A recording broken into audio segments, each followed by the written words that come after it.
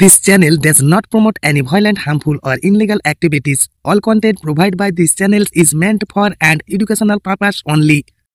ICDS supervisor নিয়োগ মামলায় কলকাতা হাইকোর্টের কি নির্দেশ? আজকে অঙ্গনওয়াড়ি সুপারভাইজার নিয়োগ মামলায় অবশেষে নিয়োগে জট কাটার সম্ভাবনা। আমরা যে সমস্ত তথ্য আজকে কলকাতা হাইকোর্টের এই কেসের হিয়ারিং থেকে জানতে পেরেছি, আমরা রিসার্চ করেছি, সেখান থেকে যেটুকু আপডেট পাচ্ছি আপনাদের সম্পূর্ণ বাংলায় জানাবো। কারণ আপনারা অনেকেই কমেন্ট করেছেন আপনাদের অসুবিধা হচ্ছে, আপনাদের সুবিধার্থে আমাদের পক্ষে ছোট্ট একটা চেষ্টা। তো চলেন দেরি না করে শুরু করি। নির্দেশিকা মেনে রাজ্যকে অঙ্গনওয়াড়ি সুপারভাইজার নিয়োগ করতে হবে। শুক্রবার কলকাতা হাইকোর্টের ডিভিশন বেঞ্চ এমনই নির্দেশ দিয়েছে। তারা আরও জানিয়েছেন কেন্দ্রীয় সরকারি নির্দেশিকা মেনেই নিয়োগ হবে। ফলে প্রায় ২৬ বছর পর আইসিডিএস সুপারভাইজার নিয়োগের জট কাটতে চলেছে বলে মনে করছেন আইনজীবীদের একটা বড় অংশ। বিচারপতি তপব্রতী চক্রবর্তী ও বিচারপতি পার্থসারথী চট্টোপাধ্যায় ডিভিশন বেঞ্চের নির্দেশ, নিয়োগের সময় মোট শূন্য পদের ৫০% ক্ষেত্রে যে সমস্ত অঙ্গনওয়াড়ি কর্মী কাজ করেছেন তাদের সুযোগ দিতে হবে, বাকি ৫০% বাইরে থেকে নিয়োগ করতে হবে।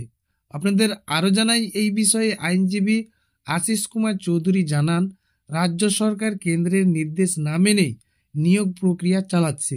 তাছাড়া গত প্রায় ২৬ বছর ধরে রাজ্য সরকার অঙ্গনওয়াড়ি কর্মীদের পদোন্নতির ক্ষেত্রে কোনো রকম ব্যবস্থা গ্রহণ করছেন না, অথচ তাদের নিয়ে সমস্ত কাজ করিয়ে নিচ্ছে। এ বিষয়ে আপনাদের সরাসরি লাইভ ভিডিও দেখাবো। মামলাকারীদের আইনজীবী আশিস কুমার চৌধুরী তিনি কি বক্তব্য রেখেছেন, আপনারা আরও বিস্তারিত উনার মুখ থেকে শুনে নিন। দেখো, এই নিয়োগ প্রক্রিয়া শুরু হয়েছিল ২০১৯ সালে, যেটা আইসিডিএস এর যে সুপারভাইজার পদে নিয়োগ প্রক্রিয়া, এবং সেখানে সেন্ট্রাল গভর্নমেন্টের একটা নোটিফিকেশন আছে, সেখানে বলা আছে যে এই যে শূন্য পদ থাকবে সুপারভাইজার পদে, সেখানে 50-50 রেশিওতে, মানে ডাইরেক্ট রিক্রুটমেন্ট 50 এবং যারা আইসিডিএস কর্মী আছেন তাদের কাছ থেকে 50% পদটা নিয়ে শূন্যপদ ফিল আপ করতে হবে। কিন্তু রাজ্য সরকার এখানে যে নিয়োগ প্রক্রিয়া শুরু করেছিল সেখানে 75% ডাইরেক্ট রিক্রুটমেন্ট করছিল এবং 25% যারা অঙ্গনওয়াড়ি ওয়ার্কার তাদের কাছ থেকে নেওয়ার সিদ্ধান্ত নিয়েছিল, যেটা সম্পূর্ণ বেআইনি।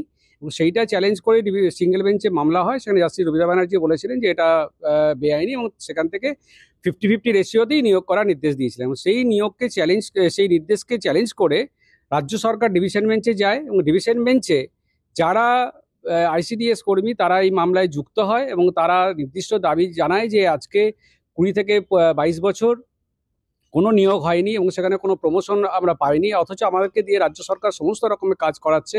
অথচ সে কেন্দ্রীয় সরকারের যে নির্দেশনামা আছে যেখানে 50% আমাদের থেকে নিয়োগ করতে হবে, সেটা সম্পূর্ণভাবে বেআইনিভাবে 75% নিয়োগ করছে। সেই মামলাটি আজকে ডিভিশন বেঞ্চে উঠেছিল এবং সেখানে ডিভিশন বেঞ্চ সিঙ্গেল বেঞ্চে যে রায়ের মান্যতা দিয়েছে এবং সেখানে বলেছে যে আইসিডিএস কর্মীদের থেকে যে 50% রেশিওতে ফিল আপ করতে হবে সেই নির্দেশই বহাল রেখেছে, এবং রাজ্য সরকারকে বলেছে যে টোটাল যে ভ্যাকেন্সি আছে সেই ভ্যাকেন্সির 50% যারা আইসিডিএস কর্মী তাদের থেকে নিয়োগ করতে হবে।